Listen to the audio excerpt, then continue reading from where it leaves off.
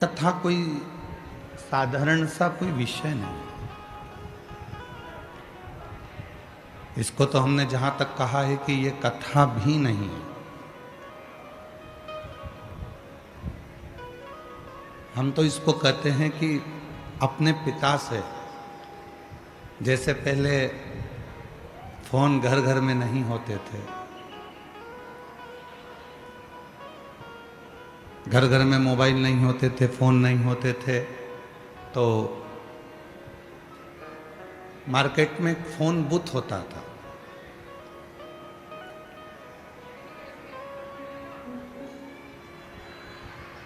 और मार्केट में phone booth होता था, जिस फोन बूथ पर हम जाते थे और जाकर उस फोन बूथ पर थोड़ा सा कुछ देकर बात कर लेते थे।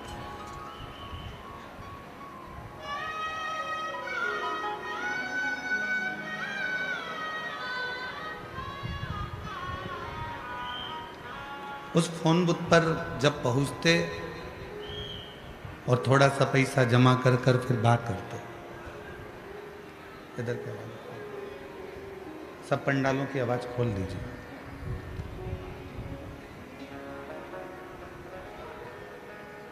जो भी चार्ज बनता उस फोन पर बात करने का वो दे देते और बात कर लेते।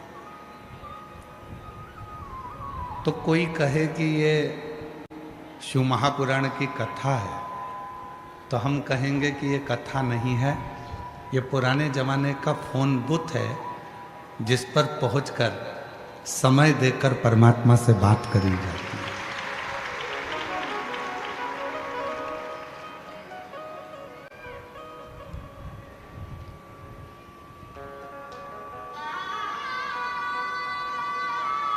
पहले जैसे फोन बूथ पर पहुंचते थे और फोन बूथ पर पहुंचने के बाद में वहां पर थोड़ा बहुत पैसा देकर बात कर लेते थे। ये वो पंडाल है जिस पंडाल में केवल कथा नहीं होती है। इस पंडाल में जब आप आते हैं, आने के बाद अपने मन को परमात्मा से लगाते हैं, श्री शिवाय नमस्तुभ्यम जब आप गुनगुनाते हैं, तब ये नंबर डायल हो जाता है और उस शिव से आपके दिल की बात होना प्रारंभ हो जाती है और बाबा उसे सुनते हैं।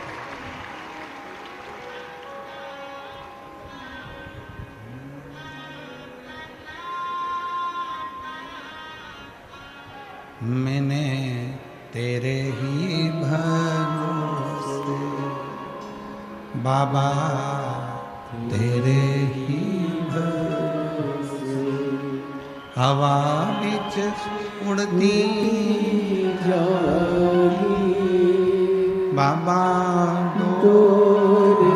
तो छड़ी कटी भोले में तेरी शंभू में तेरी हवा बिच उड़ती जागी बाबा, तो छड़ी नाम कटी जागी। तो अब जिसको भी भगवान से बात करना है, भोलेनाथ जी से बात करना है, शिव जी को अपने मन की बात कहना है, तो उसको भुसावल की इस पवित्र कथा के पंडाल में जाना होगा और श्री शिवाय नमस्तुभ्यम कहना होगा और शिव जी से बात प्रारंभ होगी। बोल बम का नारा है, श्री शिवाय नमस्तुभ्यम।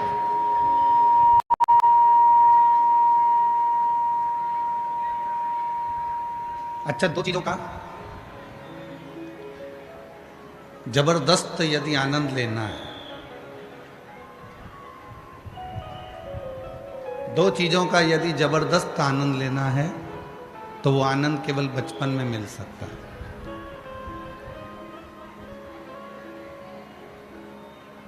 एक है भजन का और दूसरा है भोजन का।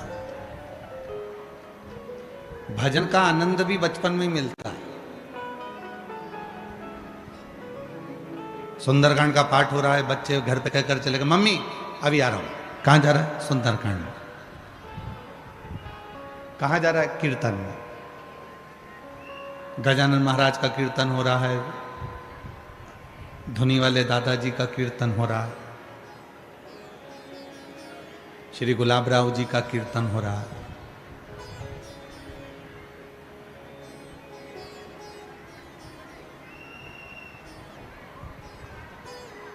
कहां जा रहा है? बस अभी आ रहा हूं।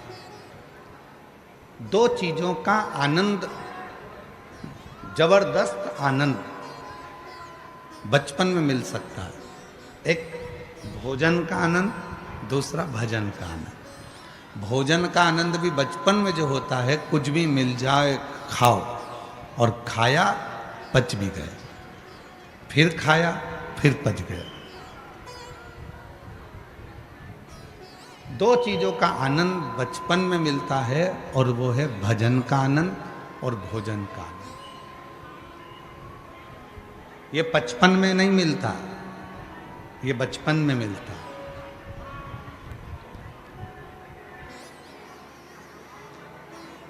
चाउमीन अच्छी लग रही है, बगर अच्छा लग रहा है, भेलपुरी अच्छी लग रही है, बड़ा पाव अच्छा लग रहा है, और जैसे जैसे जैसे जैसे उम्र बढ़ती चली गई, बचपन से 55 में पहुंच गए, 55 के हो गए, और बचपन से जैसी 55 में पहुंचे, 4 बड़ा पाव डट के खा लिया तो बीपी ऊंचा नीचा हो गया। अब बचपन में बड़ा पाव खा रहे थे तो कुछ नहीं हो रहा था, पर 55 में बड़ा पाव खाओगे तो तकलीफ तो होगी। बचपन में बड़ा पाव खाया तो कुछ पेट में भी तकलीफ नहीं हुई, पर 55 में 55 की आयु में अगर बड़ा पाव खाया तो पेट पकड़ के कथा में भी मन नहीं लगेगा, है?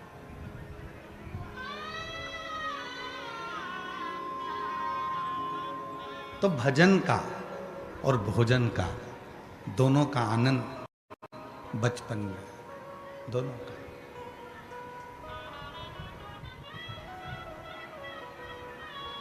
भजन का आनंद भी बचपन में, और भोजन का आनंद भी बचपन में। बचपन की जब अवस्था आती है तो भोजन में भी रुचि नहीं रह पाती, और भजन में जबरदस्त मजा की जगह जबरदस्ती लगना पड़ता। भगवान से कुछ मांग लूंगा, भगवान कुछ दे देगा।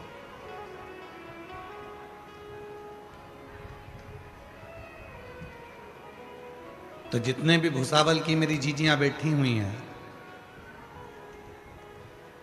भुसावल के मेरे जितने भी जीजा जी बैठे हुए हैं, जितने बेटी बैठी हैं, जितने बेटा बैठे हुए हैं, जितने बुजुर्ग माँ बाप बैठे हैं मेरे, उन सबसे निवेदन है, यदि आप शिव महापुराण की कथा में पहुंचे हो, कोई तुमसे पूछे कि कथा सुनने आए हो, मना कर देना। हम तो फोन का जैसे बुत होता है, पुराने समय में घर घर फोन नहीं होते थे, मोबाइल नहीं होते थे, तो फोन वाले की दुकान पर फोन बुत पर जाकर बात करना पड़ती थी। उसी तरह कोई से मत कहना कि कथा में गए, हम तो फोन बुत पर गए हैं और जाकर बाबा से अपने दिल की बात कर रहे हैं। नंबर लगाया है, उस बाबा से बात कर, उस परमात्मा से बात कर। और शंभु शरणे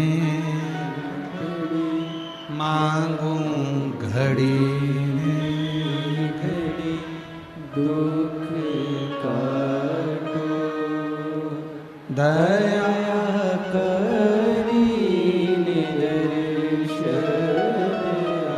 आपो। शंभु शरणे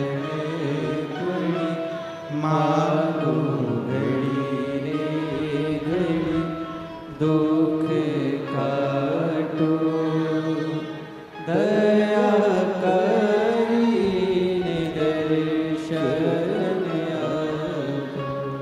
तो यहाँ केवल कथा सुनने के लिए हम नहीं आए, यहाँ हमारे बाबा से हम बात करने के लिए, अपने पिता से बात करने के लिए। इतनी चिलचिलाती हुई गर्मी, पार्किंग भी बहुत दूर, इधर वालों की पार्किंग का तो हमको नहीं मालूम, पर हम जिधर से आए तो उधर का देखा था, बहुत दूर, सिर पे बोरी।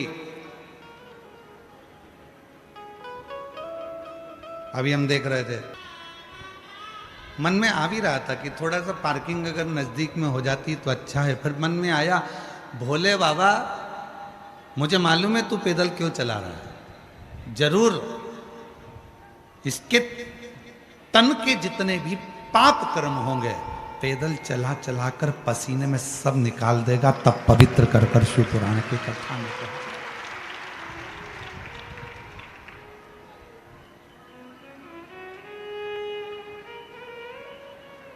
और पार्किंग पे कुछ लोग हमने देखा, जब वहां पर बैरिकेड पे कार्यकर्ता खड़े थे, पुलिस वाले खड़े थे, तो कुछ लोग अपनी जबरदस्ती भी कर रहे थे, हटो, पहचानते नहीं मेरे को।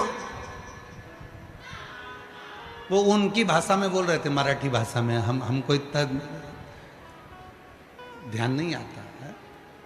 वो कुछ कुछ भाषा पर समझ में आ जाती है, पर पूरी पूरी नहीं आती। हटो, तुम हमें पहचानते नहीं हो। उनको देखकर भी आनंद आ रहा था कि बताओ, जरा सी पहचान पार्किंग से अंदर लेकर आ जाती है, तो भोलेनाथ जी से थोड़ी सी पहचान हो जाए तो वैकुंठ का दरवाजा भी अंदर प्रवेश करा दे। थोड़ी सी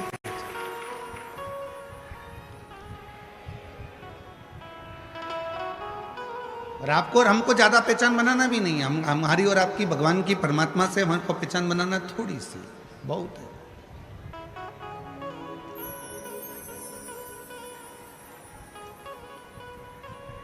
और वो थोड़ी सी पहचान जब हमें, और देखो पहचान की तो बात है, थोड़ी सी पहचान तुम्हारी हुई, थोड़ी सी जान पहचान तुम्हारी हुई तो तुम आगे आके बैठ गए। थोड़ी सी जान पहचान। और उसी तरह यदि मेरे भोले बाबा से जान पहचान हो जाती तो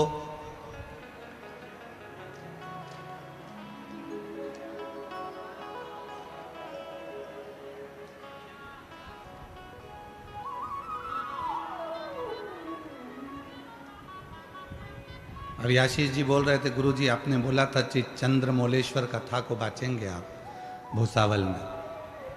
तो जैसे आशीष जी ने बोला तो हमारे स्मरण में आया कि भगवान शंकर ने चंद्रमा अपने मस्तक पर क्यों धारण किया।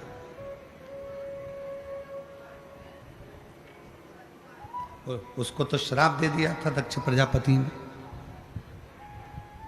कितना दुर्बल हो चुका था।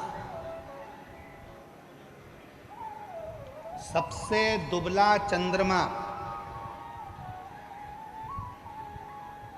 सबसे क्षीण चंद्रमा, सबसे दुबला चंद्रमा, सबसे पतला चंद्रमा दूज का होता है। जो द्विज का चंद्रमा होता है वो एकदम पतला सा, एकदम दुबला सा होता है, एकदम दुबला। क्यों? शिव महापुराण की कथा कहती है कि चंद्रमा को रोग लग गया था।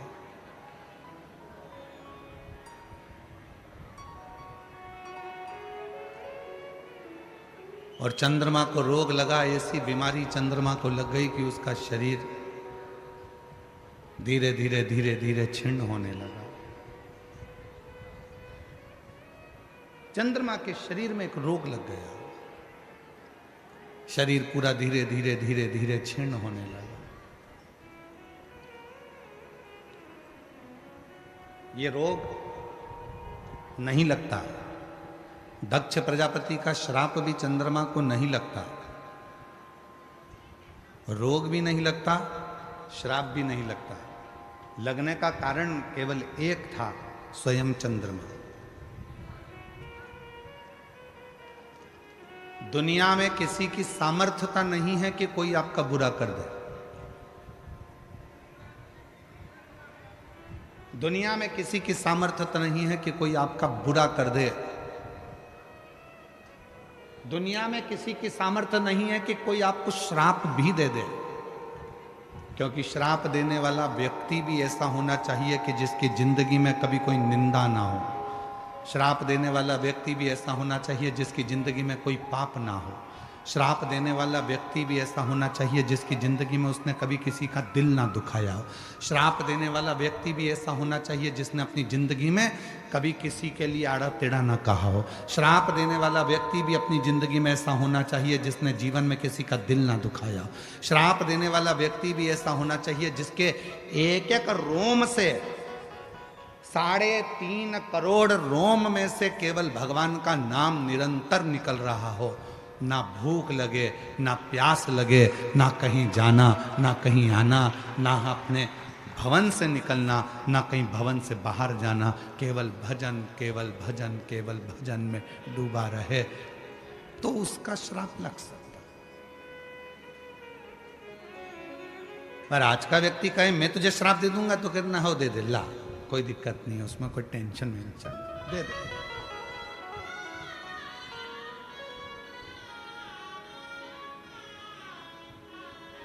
ईर्ष्या रखकर अगर किसी को श्राप दोगे, ईर्ष्या रखकर अगर किसी को बद्दुआ दोगे तो वो खुद को लगना है, दूसरे को नहीं।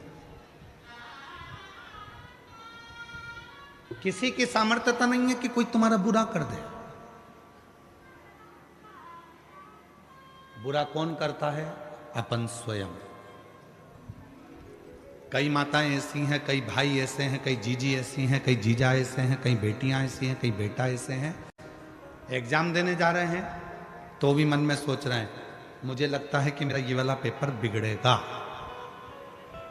तुमने जब मन में विचार कर लिया कि मेरा ये वाला पेपर बिगड़ेगा तो वो पेपर बिगड़ कर रहेगा, और तुमने सोच लिया कि मुझे कुछ भी नहीं आता तो भी मेरा पेपर भोलेनाथ की कृपा से मैंने जो याद किया है वो आएगा और सफल होऊंगा, तो सफल हो, सफलता मिलेगी। और याद रखना,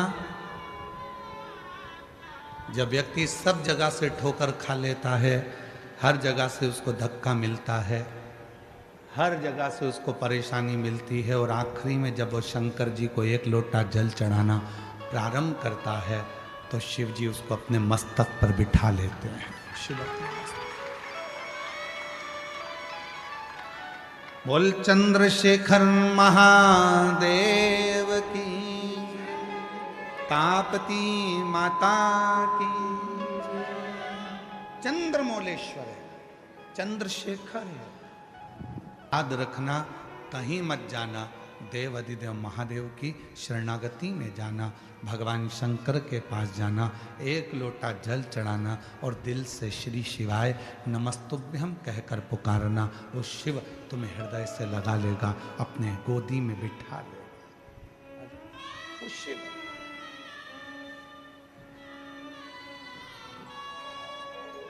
एक भरोसा, एक दृढ़ता आपके भीतर है। और फिर निवेदन करूंगा मेरी जीजियों, आपसे निवेदन है, गर्मी बहुत तेज है, धूप बहुत तेज है, टाइम पास करने के लिए शिव पुराण में मत आना, भीड़ बढ़ाने के लिए शिव पुराण में मत आना।